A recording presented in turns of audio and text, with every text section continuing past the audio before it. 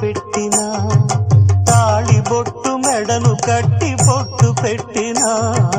తల మీద చెయ్యి వేసి ఒట్టు పెట్టినా తాళి బొట్టు మెడను కట్టి బొట్టు పెట్టినా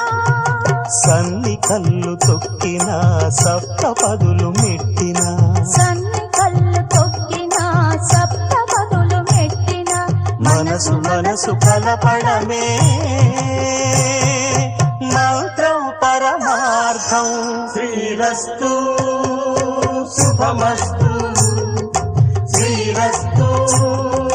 శుభమస్తు శ్రీకారం చుట్టుకుంది పెళ్లి